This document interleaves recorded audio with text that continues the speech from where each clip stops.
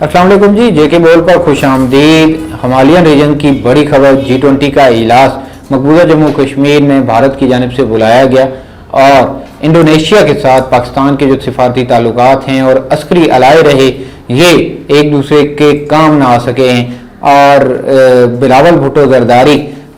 वो आज़ाद कश्मीर के दौरे पर हैं और आज उन्होंने कानून साज असम्बली के इजलास से खिताब किया है। सबसे पहले आपको बताएंगे कि हिमालयन रीजन में यानी मकबूजा जम्मू कश्मीर में जो कैपिटल है, रियासती कैपिटल है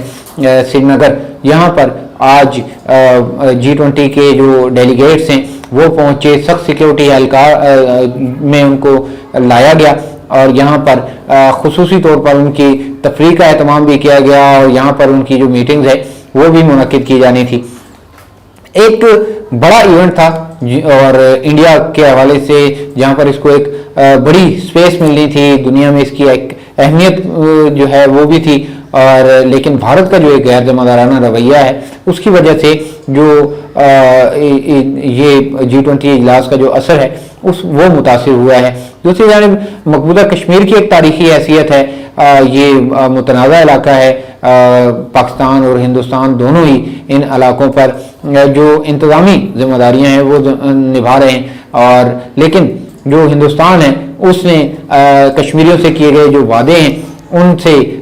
जी चुराया है, फेक तरीके से अपने जो जबर है, कब्जा है उसको आगे बढ़ाया है। और हमने ये देखा कि 5 अगस्त 2019 को उनने मकबूजा जम्मू कश्मीर की जो खुसूसी हैसियत थी अक़वाम मुत्तहिदा की करारदादों के मुताबिक उनको भी ख़त्म कर दिया। इसके बाद की सूरत हाल ये है कि अब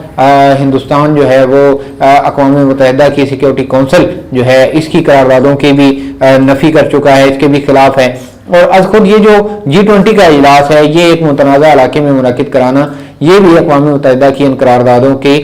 मुखालफत में एक इक़दाम है। ऐसे में सलामती कौंसिल का मुस्तकिल रुकन बनने की ख्वाब देख रहा है भारत। और दूसरी जानिब 5 अगस्त का इक़दाम हो या फिर G20 जैसे इजलास के ज़रिए दुनिया की नज़रों में धूल झोंकने की बात हो, तो ये इक़दाम जो है उस किसी सूरत भी जो है उसकी जो मज़मूम मकासद हैं उसको शर्मिंदा ताबीर नहीं होने दे सकते। हमने ये मकबूजा कश्मीर की जो सूरत हाल है इसके बारे में थोड़ा सा आपको बताएं तो सिर्फ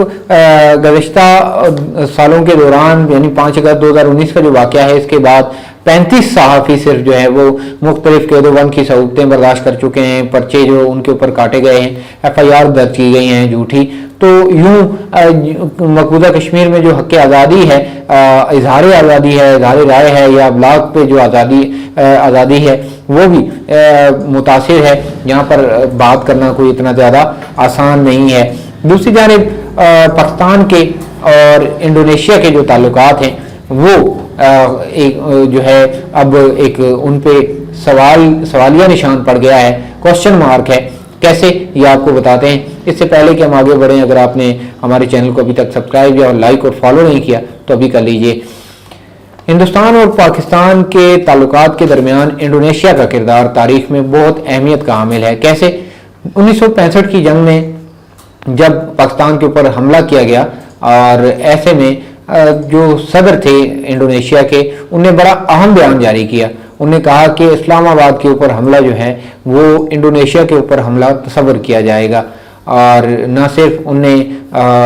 ये बयान दिया बल्कि अस्करी इमदाद भी की और जिसके नतीजे में पाकिस्तान को बड़ी कामयाबियां भी हासिल हुई।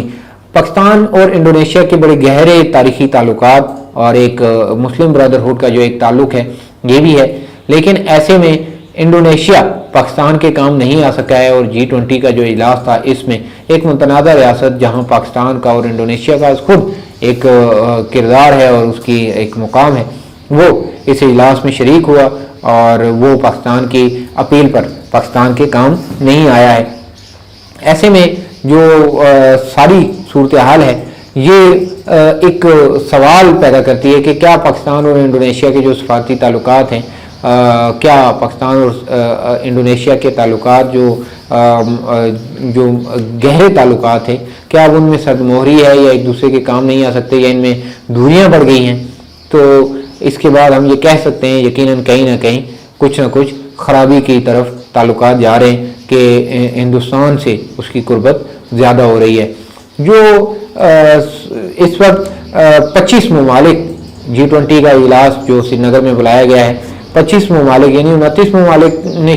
شرکت کرنی تھی، اور جو 150 جو ڈیلیگیٹس ہیں وہ اس اجلاس میں شریک ہو رہے ہیں۔ لیکن بڑا بولڈ سٹیپ پاکستان کی اپیل پر ترکی نے لیا، انڈونیشیا نے، ترکی نے لیا، اسی طرح سے جو چائنا ہے اس نے انکار کیا کہ وہ بھی اس متنازع علاقے میں میٹنگ میں حصہ نہیں لے گا، اور جو جرمنی ہے اس نے بھی اس علاقے میں آنے سے انکار کیا۔ یوں جو اہم ممالک ہیں ان کے نہ آنے کے بعد انڈونیشیا اور جو سعودی عرب ہے، سعودی نے بھی آنے سے انکار کیا، تو جو انڈونیشیا کا کردار ہے خاصا اہمیت کا حامل ہو سکتا تھا۔ تو ایسے میں یقیناً جو ساری صورتحال ہے اس کے بعد ہم کہہ سکتے ہیں کہ پاکستان کی جو خارجہ پالیسی ہے وہ کوئی بین الاقوامی سطح پر اتنی زیادہ مؤثر نہیں ہے، اور ماضی کی 2 دہائیوں میں بالخصوص پاکستان اپنی خارجہ پالیسی کو آگے بڑھانے میں، خارجہ تعلقات کو آگے بڑھانے میں، اپنا اثر بڑھانے میں شاید ناکام دکھائی دیتا ہے۔ اور جو پاکستان کی مقتدر حلقے ہیں اور پاکستان کے جو سوچنے والے لوگ ہیں ان کو بھی یہ دیکھنا ہوگا کہ صرف ایک نا سے کسی کا بھی کچھ نہیں جانا تھا، شاید انڈونیشیا کا یا دیگر ملکوں کا کوئی زیادہ نقصان نہیں ہونا تھا، لیکن پاکستان جو ہے اس کا ایک جو دیرینہ موقف ہے اس کو یقیناً پذیرائی ملتی ہے، اور اس صورت میں کشمیریوں کی جو تحریک آزادی کشمیر ہے اس کو بھی جلا بخش ملنی تھی۔ لیکن پاکستان نے شاید کنونسنگ یا لابنگ نہیں کی، یا پھر پاکستان کی جو وزیر خارجہ ہیں بلاول بھٹو زرداری، شاید ان کی یہ ترجیح میں نہیں تھا یا وہ اپروچ نہیں کر سکے ہیں، یہ بھی ایک سوالیہ نشان ہے۔ ایسے سارے حالات میں جب G20 کا اجلاس ہو رہا ہے اور پاکستان کے الائز ممالک بھی جو ہے وہ G20 کے اجلاس میں شریک ہیں، تو پاکستان کے وزیر خارجہ بلاول بھٹو زرداری آزاد کشمیر کے دورے پر ہیں، یعنی وزیر خارجہ آزاد کشمیر کے دورے پر ہیں۔ یہاں پر کسی سیاسی جماعت کے بڑے لیڈر کو جو اندرونی اثر رسوخ یا اپنی ذمہ داریوں کے حوالے سے اہم تھا، G20 کے دورے کے موقع پر وزیر خارجہ کو اپنی ذمہ داریوں کے حوالے سے نکلنا چاہیے تھا، لیکن خیر بلاول بھٹو زرداری اظہار یکجہتی کے لیے آزاد کشمیر آئے، اور ان کے اس یکجہتی کے اظہار کو کشمیری عوام نے بڑا سراہا بھی ہے، اور ان کا یہ 3 روزہ دورہ ہے۔ مظفر آباد میں وہ گزشتہ شام پہنچے 21 تاریخ کو، آج انہوں نے دارالحکومت مظفر آباد میں بڑا مصروف دن گزارا، اہم ملاقاتیں ہوئی، وزیر اعظم آزاد کشمیر چودھری انوار الحق سے بھی ان کی ملاقات ہوئی، اور جو مختلف مہاجرین کے رہنما ہیں ان سے بھی ملاقاتیں ہوئیں، اور قانون ساز اسمبلی کے اجلاس سے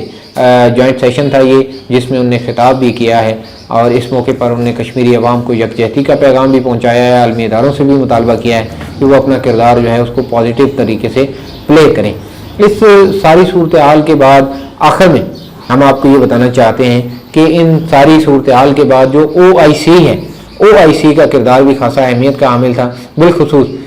جو ساری صورتحال ہے کشمیر کے حوالے سے، اس میں OIC بڑا اہمیت کا حامل کلیدی ادارہ ہے، اور کشمیری عوام جو ہیں وہ OIC کی جانب دیکھ رہے ہیں کہ وہ اپنا کردار کس طرح سے نبھاتا ہے، کیونکہ کشمیری عوام کی امنگیں اور ترجمانی جو ہے وہ اور وکالت بھی پاکستان کے پاس ہے، اور پاکستان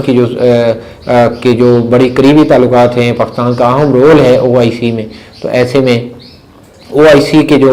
مسلم ممالک ہیں ان سے بھی کشمیری عوام یہ چاہتے ہیں کہ وہ بھی اپنا کردار ادا کریں تاکہ کشمیریوں کو ان کی جو آزادی کی منزل ہے وہ مل سکے۔ آخر میں اگر آپ